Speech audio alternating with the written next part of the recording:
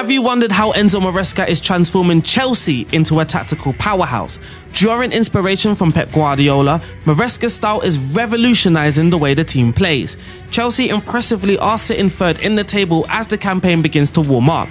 I say impressively given many gave Enzo Maresca very little chance to succeed at Chelsea. Similar to other top teams, the tactical inversion of fullbacks establishes dominance in midfield, enabling quick, precise passing that links defence and attack seamlessly. As well as focusing on Cole Palmer, we also won't forget Nicholas Jackson's movements that pulls defenders out of position, facilitating rapid transitions from defence to attack and maximising offensive depth. So join me as I break down their build-up play, Cole Palmer's new attacking role and Chelsea's plan in finishing of attacking moves.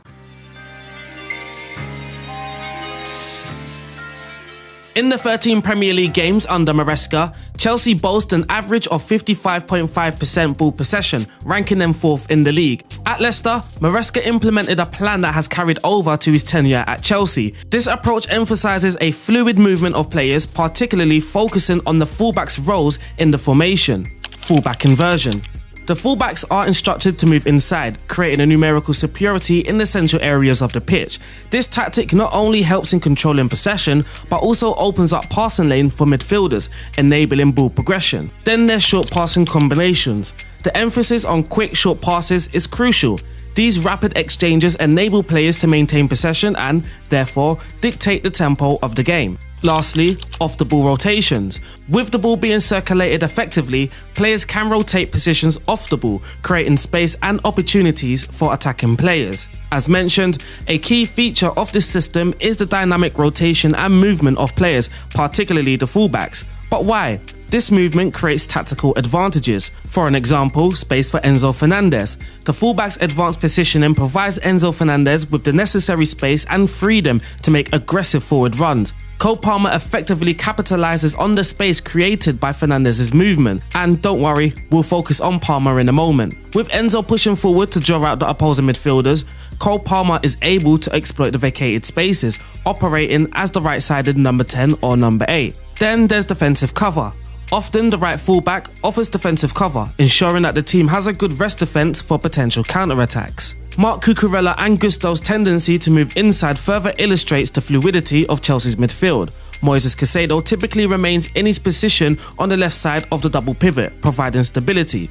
This allows Chelsea to build up with their desired 3-2 shape. But occasionally, one of the pivots may drop into the back line, adding depth to the build-up structure when required. This flexibility is essential for Chelsea. They face many different styles of play from the opposition, so by doing this, it simply allows them to adapt. And Chelsea's approach to ball progression showcases a clear emphasis on using the width, something that is evident in their ball progression map.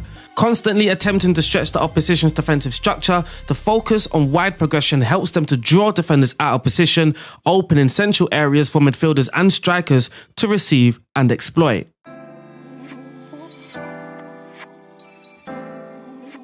In the 4-2-3-1, Chelsea have made sure they've liked this video and subscribed, so I think you should do the same if you like this video.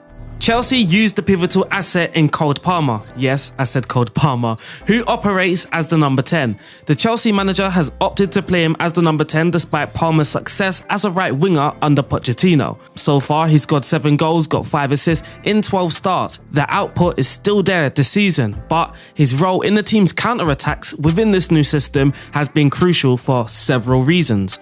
Cole Palmer has the ability to push the ball forward quickly, allowing Chelsea to transition from defence to attack with pace, catching defences off guard. He also has a knack for quick, incisive passes, enabling link-up play with the wingers and the striker, creating opportunities in tight spaces. And as a left-footed player, he is perfectly positioned as a right-sided number 10 to move inward from the right inside channel. This allows him to shoot, link up, or deliver precise through balls. He is more than just a counter-attacking threat though. Cole Palmer's ability to create from deep positions highlights his tactical intelligence. Here, with Gusto playing in an inverted role, Palmer effectively shows his understanding of the game by timing his movements to evade the opposition block and find space to receive the ball more freely. Against teams that like to commit to a high defensive line, Palmer's awareness and vision allow him to exploit the space in behind, making him a crucial link in Chelsea's attacking play. Cole Palmer's contributions as the number 10 in Chelsea's 4-2-3-1 has been instrumental in their attacking approach, but despite Cole Palmer playing a big role in the attack, the whole front line looks to be effective.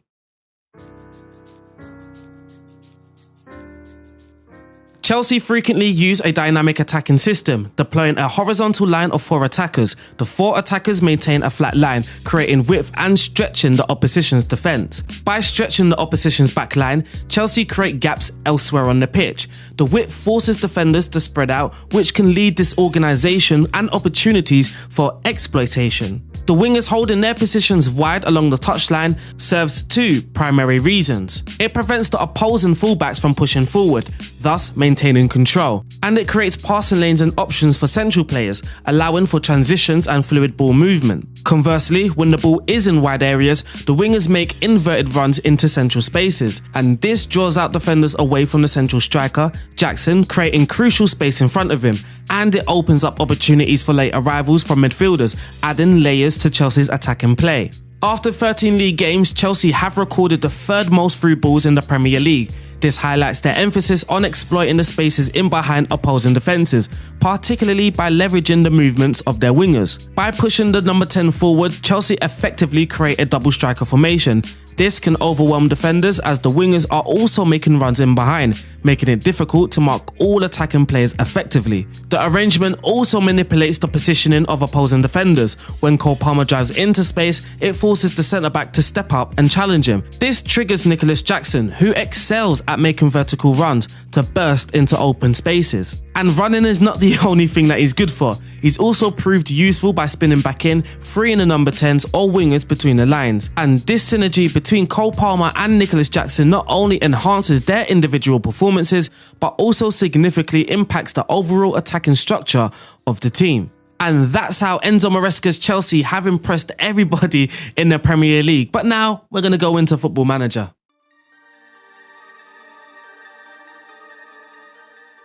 Supporting the Patreon could be a great way to support myself and the channel, where you can receive some tactical help from me or the community, but also get early access content. Sometimes YouTube does copyright my videos because of some of the football clips, so make sure to check out the Patreon to receive full access of these tactical analysis. There are 3 different versions in the tactic folder. Though they're all very similar, they are labelled with different scenarios. For an example, there will be an away version against those elite teams. The goalkeeper will be a sweeper keeper. With us operating with a high line, he will look to sweep up the defensive line, but also play with the ball a little bit in possession, helping us build out from the back. Our right back, Reece James, being an inverted wing back, is very important to the system. Of course, it allows Enzo Fernandez to push further forward. Caicedo then shifts over to the left hand side, and then we get Enzo Maresca's desired 3-2 shape. So we do have Reece James as an inverted wing back on support. Moises Caicedo will be a defensive midfielder on defend. Then we have Enzo Fernandez as a segundo volante on attack, so he can join the attacking line.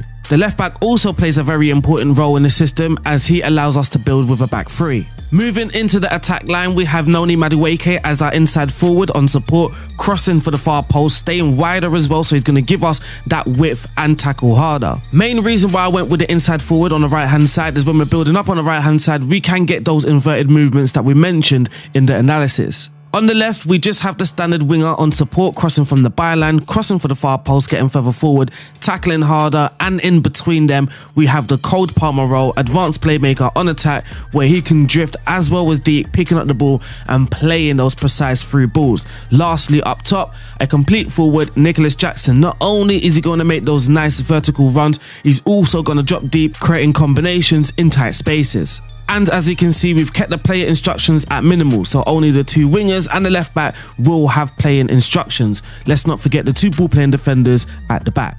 For the attacking width, we kept things at narrow, so players can be in close proximity with one another, allowing us to keep possession a little bit better. Approach play, pass into space, that's going to help us play those through balls, as Chelsea currently ranked 2nd with the most through balls in the Premier League. We're also going to focus play down the right hand side and the left hand side. That is how Chelsea will look to generate their chances, but also That's how they progress with the ball. Passing directness is on shorter, tempo on standard. In the final third, we are sending in low crosses. That just generates better XG. In transition, when the ball is lost, we are counter-pressing and then counter-attacking once we win that ball back. The goalkeeper will look to just distribute the ball to the centre-backs by rolling it out. Lastly, out of possession, we are high-pressing with the much higher defensive line. Today, we didn't focus on Chelsea's out-of-possession stats, so we just kept what gets the best results in Football Manager, though Chelsea do high-press, and it's not going to be too distant or too dissimilar to what we've got right now. Trigger presses are much more often, prevent the short goalkeeper distribution, get stuck in, and we're also using drop off more. Now in the away version against the elite teams, pretty much everything stays the same, but the defensive line, we have now dropped that to higher, and we are no longer dropping off with our defensive line. With Chelsea, we did manage to finish second, just 1 point behind Manchester City. In the last game away at Brentford, we slipped up. We could have won the league, but we drew 1-1. Enzo Fernandez getting the equaliser at the very end, but it just weren't enough for Chelsea. Chelsea then beat Liverpool in the FA Cup final, Nkunku scoring the winner in extra time. If you do look at the squad though, we did rotate a lot because we do have a European final to play. But before we play that, we can see Chelsea scored the most goals, had the most shots for, the fewest shots against, and the best defence, but we finished second in the league. Cole Palmer having a fantastic season, scoring 25 goals, but also getting 14 assists. Now, Cole Palmer's attributes are boosted up, but because we are using a transfer update, the link to that will also be in the description below. But let's get stuck into that final.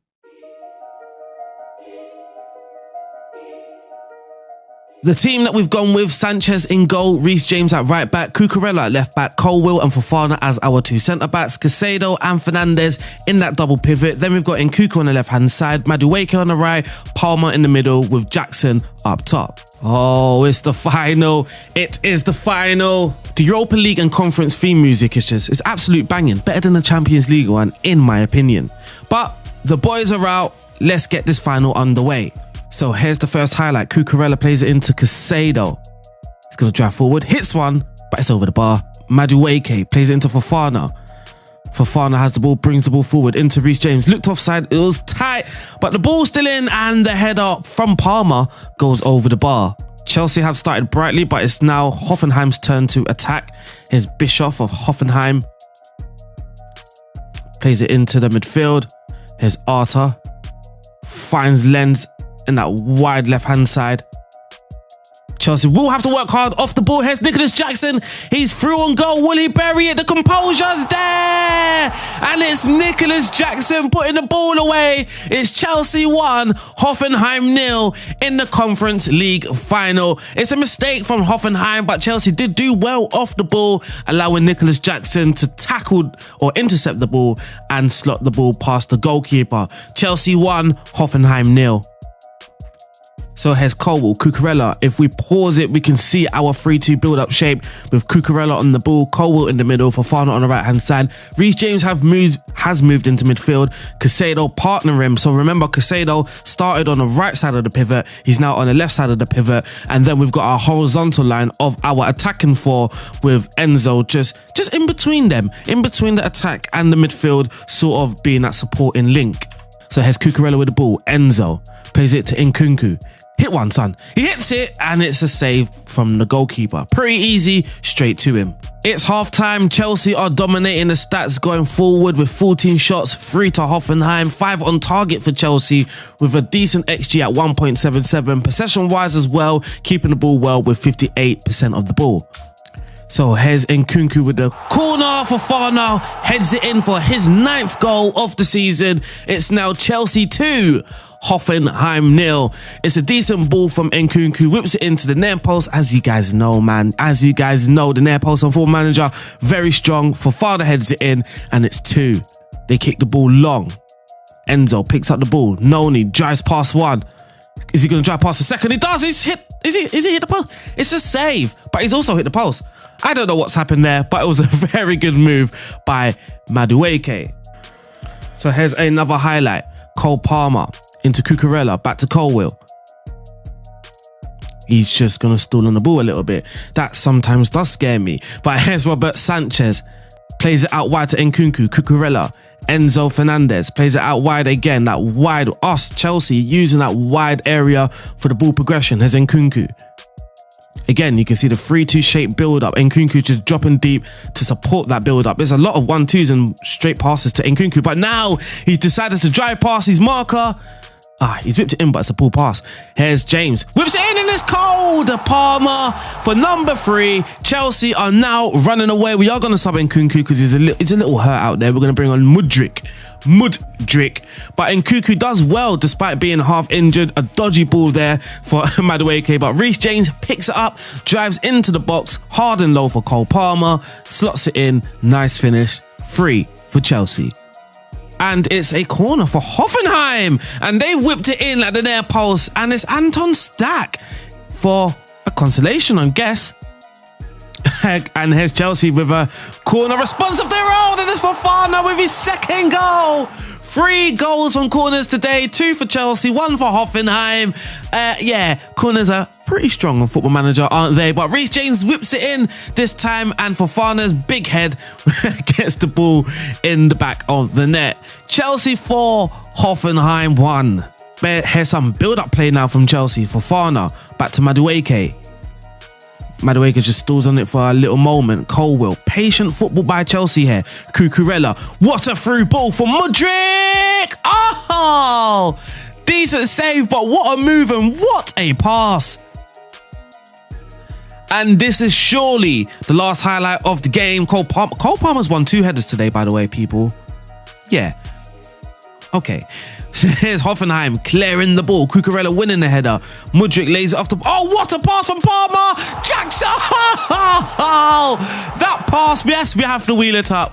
We have to wheel it up like a DJ on his favourite set. What a pass from Cole Palmer into Nicholas Jackson. What a finish, by the way. We can't take away the finish from Nicholas Jackson, but... it's the pass, man.